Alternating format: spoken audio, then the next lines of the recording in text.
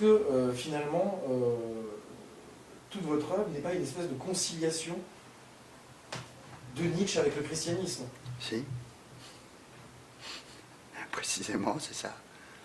Après, je pense que Nietzsche fait partie des auteurs dont on ne peut pas se défaire. À partir du moment où on a mis le doigt dans l'engrenage. Oui, c'est difficile, effectivement. C'est intéressant parce que vous n'êtes pas passé de Nietzsche au catholicisme pour abandonner Nietzsche. Non. Mais il y a un catholicisme nietzschéen. Ben, si vous voulez, comme je vous disais tout à l'heure, je pense que Nietzsche était un chrétien apophatique. C'est-à-dire, d'une certaine manière, sans le savoir, il faisait de la théologie négative. Et encore une fois, c'est aussi un homme qui est lié à son contexte historique, dans lequel le christianisme, bon, bah, c'était les sulpiciens, oui, les sulpiciens, le protestantisme germano-suisse, la bien-pensance. Je peux comprendre qu'il ait effectivement été cherché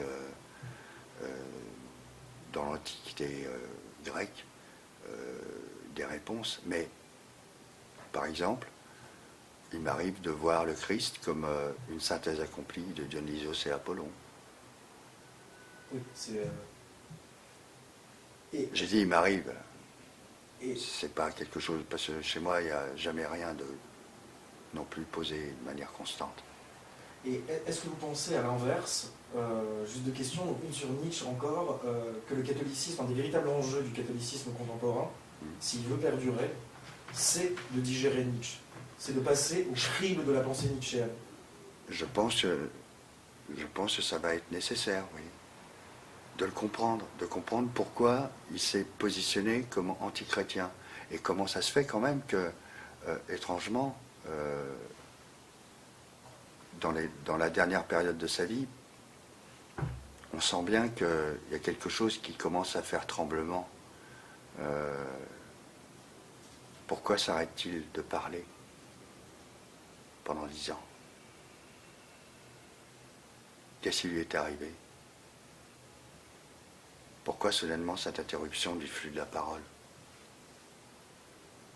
Pourquoi ce silence avant sa mort?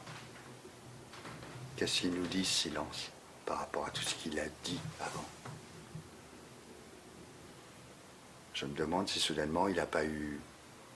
Je me dis bien, je me demande, si brutalement, il n'a pas eu un éclair indégarien, d'une certaine manière,